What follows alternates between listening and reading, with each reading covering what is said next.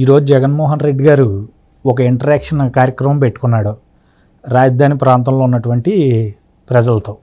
అయితే ఆయన ఏం చెప్తున్నాడంటే, రాజధాని ప్రాంతంలో పేద ప్రజలకు నేను ఇల్లులు కేటాయిస్తే చంద్రబాబు లోకేష్ కలిసి అడ్డుకున్నారు.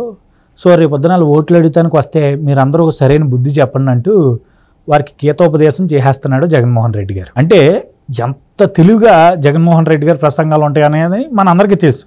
పేదలను ముందెడుతున్నాడు. అసలు మీరు చెప్పండి, ఇప్పుడు నిజంగా చంద్రబాబు నాయుడు గారు వాళ్ళు నిజంగా ఆ అమరావతి ప్రాంతంలో వీళ్ళు పేదలకు మంచి చేయాలనుకుంటే అడ్డుకున్నారంటారు. అంటే అమరావతిని డెవలప్ చేయడానికి కేంద్ర నిధులు విడుదల చేసినా వీళ్ళు ఖర్చు పెట్టరు. కానీ అంటే అక్కడ పేదలకు ల్యాండ్లు ఎత్తుంటేనంటే చంద్రబాబు అడ్డుకున్నారు. అంటే పేదలు ముందెట్టి వెనక ఈయన కుట్ర రాజకీయాలు చేయడం అనేది మనందరికీ చాలా సుస్పష్టంగా 5 సంవత్సరాలకు కనిపిస్తుంది. దీని మీద మీ స్పందన ఏంటి అసలు? జగన్మోహన్ రెడ్డి గారు అమరావతి రాజధాని ప్రాంతంలో పేదలకు చేసిన మేలేంటో, మేలు చేశారా కీడు చేశారా, పేదల ముసుగులో రాష్ట్రానికి ద్రోహం చేశారా, రాజధానికి అన్యాయం చేశారా, భవిష్యత్తు తరాలను నాశనం చేశారా అనేది జగన్మోహన్ రెడ్డి గారు ఆయన పార్టీ ఆయన నాయకుల ద్వారానే స్పాన్సర్ చేయబడి అమరావతి రైతులకి వ్యతిరేకంగా 3 రాజధానుల శిబిరాన్ని నడిపిన గురునాథం గారు మొన్నే నారా లోకేష్ గారి ఆధ్వర్యంలో తెలుగుదేశం పార్టీలో చేరి జగన్మోహన్ రెడ్డి గారి వల్ల మేము మోసపోయాం, మా వల్ల అమరావతి రైతాంగానికి వెదగలిగింది, జగన్మోహన్ రెడ్డి గారి మాటలు విని ఆ మాటల ప్రభావంతో మేము రైతును దూషించాం, వాళ్ళతో ఘర్షణ పడ్డాం, మమ్మల్ని క్షమించండి అని చెప్పని బాహాటంగా అమరావతి రైతాంగానికి క్షమాపణ చెప్పి ఈ 3 రాజధానుల మాటున జరిగిన ఈ ఉద్యమం కిరాయి ఉద్యమం, స్పాన్సర్షిప్ ఉద్యమం, నందిగామ సురేష్, కొడాల నాని ఇలాంటి వాళ్ళ చేత ఆర్కెస్ట్రేటెడ్ ఉద్యమం ఇది అని చెప్పని ఆ ఉద్యమానికి నాయకత్వం వహించిన గురునాథమే మీడియాలోకి వచ్చి చెప్పడం జరిగింది. మరి ఏ విధంగా జగన్మోహన్ రెడ్డి గారు ఇప్పుడు ఆయనకి అమరావతి ప్రాంతంలో పేదల పట్ల కన్సర్న్ ఉందని చెప్పుకుంటున్నారు?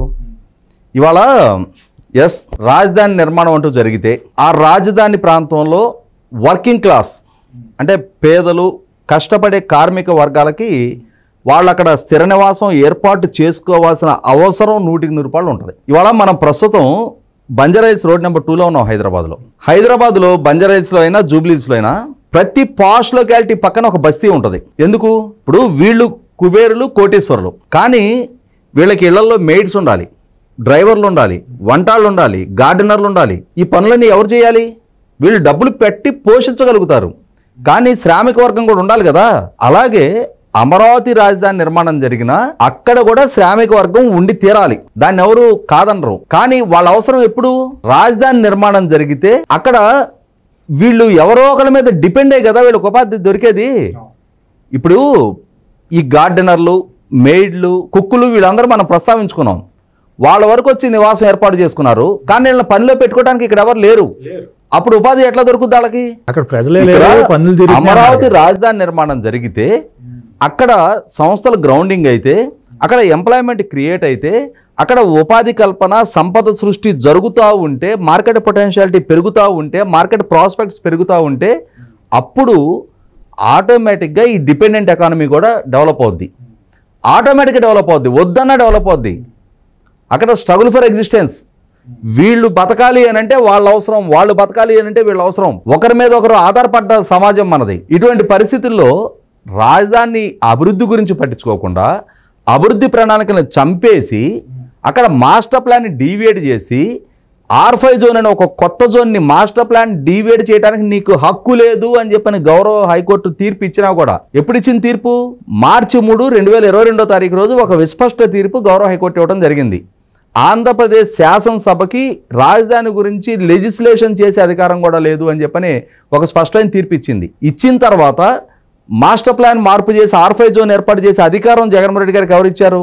అది ఎలక్ట్రానిక్ క్లస్టర్ కోసం రిజర్వ్ చేసిన భూమి. అంటే కొత్తగా ఉపాధి కల్పన చేయగలిగే సర్వీస్ సెక్టర్ ఇండస్ట్రీస్ అక్కడ గ్రౌండింగ్ అయ్యి వాటి ద్వారా ఎంప్లాయ్మెంట్ క్రియేట్ అవుతా, దాని ద్వారా ఇండైరెక్ట్ ఎంప్లాయ్మెంట్ ఎవరు? ఈ శ్రామిక వర్గాలు, వీళ్ళకి ఉపాధి కల్పన జరగాలి. అసలు నీకు సంస్థలు గ్రౌండింగ్ అయ్యే భూముల్లో నేను సెంటు చొప్పున స్థలాలు ఇస్తానంటే, ఆ అమరావతి మాస్టర్ ప్లాన్లోనే అక్కడ ఎన్ని అడుగుల రోడ్లో ఎంత నివాస స్థలాలు ఉండాలి అనేది ఆ మాస్టర్ ప్లాన్లో మెన్షన్ చేస్తుంది. 40 అడుగుల రోడ్లలో ఎంత స్థాయి భవనాలు ఉండాలి, 50 అడుగుల రోడ్లు ఎంత స్థాయి భవనాలు ఉండాలి, 60 అడుగుల రోడ్లు ఎంత స్థాయి భవనాలు ఉండాలి, 80 అడుగుల రోడ్లు ఎంత స్థాయి భవనాలు ఉండాలి, 120 అడుగులు 200 అడుగుల రోడ్లలో కూడా ఎంత స్థాయి భవనాలు ఉండాలి అనేది మాస్టర్ ప్లాన్లో మెన్షన్ చేస్తుంది. అసలు సెంట్లు ప్రస్తావన లేదు. అక్కడ ఆ రాజధాని ప్రాంతాల్లో అక్కడ పేదల కోసం గత ప్రభుత్వం 5080 టిట్కో ఇళ్ళు నిర్మాణం చేసింది. వాటిని పూర్తి చేసి హ్యాండ్ ఓవర్ చేశాడా? ఎందుకని? పేదల పట్ల పక్షపాత ధోరణి ఉండున్నట్టయితే, పేదల పట్ల కన్సర్నే ఉండున్నట్టయితే మొట్టమొదటి అవి కదా హ్యాండ్ ఓవర్ చేయాల్సింది. ఆ స్థాయిలో కదా నిర్మాణాలు చేయాల్సింది. నువ్వు ఇవాళ సెంట్ అంటే 48 గజాలు. నీకు ఇవాళ ముంబైలో ధారావి బస్తీ ఉంది, ఆసియాలోనే అతిపెద్ద మురికివాడ. ఇప్పుడు అది బాగానే ఉన్నట్టుంది. అక్కడ 60 గజాలు అంటే 60 గజాలతోటి ఒక సెటిల్మెంట్ ఏర్పాటు చేస్తే అది ఆసియాలో అతిపెద్ద మురికివాడగా మారింది. నువ్వు 48 గజాలతోటి ఏ విధమైన సివిక్ కమ్యూనిటీస్ వాళ్ళకి ప్రొవైడ్ చేస్తావు? ఏ విధమైన లివబుల్ కండిషన్స్లో వాళ్ళు నివాసం ఏర్పాటు చేసుకోవాలి?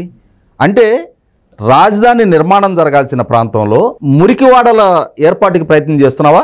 వర్టికల్గా టవర్ల ప్రాతిపదిక మీద టిట్కో ఇళ్ళు నిర్మాణం చేసి చూపించారు కదా, ఆ స్థాయిలో నిర్మాణం చేయకపోయావా?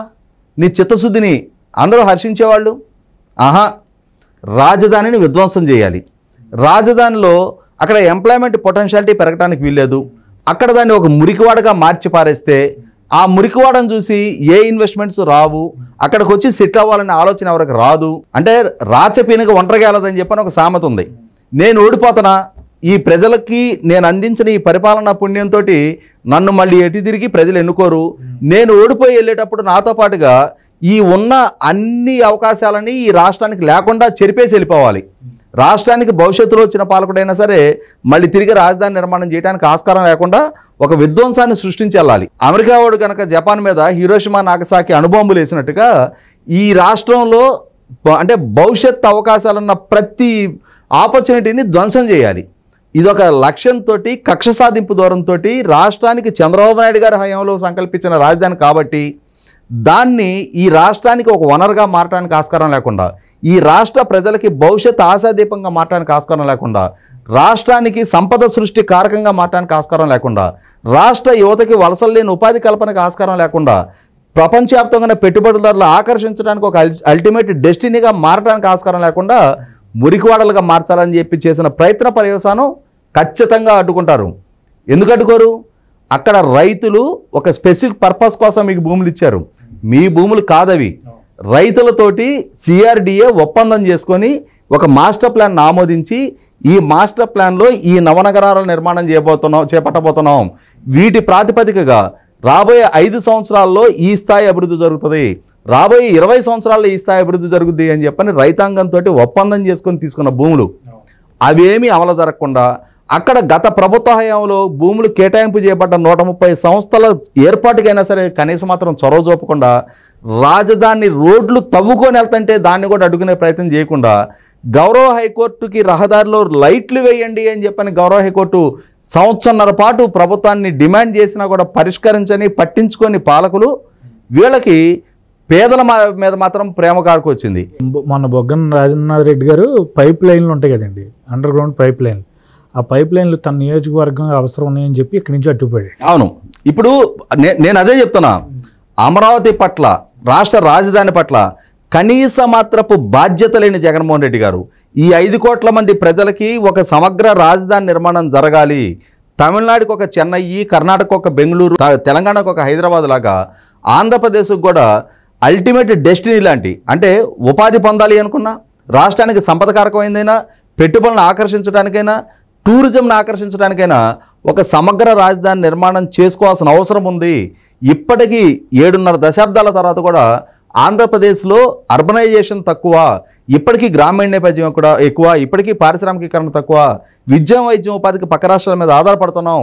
ఇటువంటి పరిస్థితుల్లో ఒక రాజధాని నిర్మాణం, అమరావతి లాంటి, ఒక పక్క విజయవాడ, ఒక పక్క గుంటూరు లాంటి ఎగ్జిస్టింగ్ సోషల్ లైఫ్ ఉన్న 2 నగరాల మధ్యలో రైతులతోటి ఒప్పందం చేసుకొని భూములు తీసుకొని ఆ భూముల్లో రాజధాని నిర్మాణానికి సంకల్పిస్తే దాన్ని ఉపయోగపెట్టుకొని పాలకుడిగా అంది వచ్చిన అవకాశం ద్వారా ఈ రాష్ట్రానికి ఒక అభివృద్ధి కారకంగా దాన్ని మలచాల్సిన జగన్మోహన్ రెడ్డి గారు తనకు దక్కిన అవకాశాన్ని దుర్వినియోగం చేసి కక్షా కార్పణ్యాలతో విధ్వంసం చేసి ఇవాళ ప్రజలను రెచ్చగొట్టే ప్రయత్నం చేస్తున్నారు. చంద్రబాబు నాయుడు గారు నారా లోకేష్ మీకు నేను ఇల్లు కట్టిస్తాను అని అంటే అడ్డుకున్నారు అని చెప్పని. ఖచ్చితంగా ఆ ఇల్లు కట్టించే మాటన జరిగింది కుట్రకోణం, విధ్వంసపు ఆలోచనతోటి. కాబట్టి రైతులు అడ్డుకుంటారు, న్యాయస్థానాలు అడ్డుకున్నాయి, ప్రతిపక్షాలు అడ్డుకుంటాయి.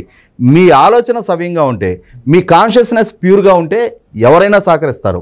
మీకు మనసు నిండా కుట్రలతోటి కుతంత్రాలతోటి కొనారిల్లిపోతూ ఇవాళ ఈ విధమైన నిర్ణయాలు చేస్తున్నప్పుడు ఏ ప్రతిపక్షం అయినా ఏ రైతులైనా సరే మీకు సహకరించరు, అడ్డుకుంటారు. అదే న్యాయస్థానాలు కూడా తీర్పివ్వడం జరిగింది. మీరు ఇవాళ ఎన్నికలు సమీపిస్తున్న సందర్భంగా మీ అసమర్థన కప్పిపెట్టుకోవడానికి ప్రజల్లో ఎమోషన్స్ను ఫ్లేరప్ చేయగలుగుతానని అనుకున్నా మీ సమర్థత ఏంటి అనేది రాష్ట్ర ప్రజలకు ఆల్రెడీ ఇప్పటికే అనుభవపూర్వకంగా తెలిసి వచ్చింది. ఇంకా మీరు వంచిస్తూ ఉంటే మీ అసత్య ప్రచారాల భ్రమల్లో పట్టడానికి ప్రజలు సిద్ధంగా లేరు జగన్మోహన్ రెడ్డి గారు.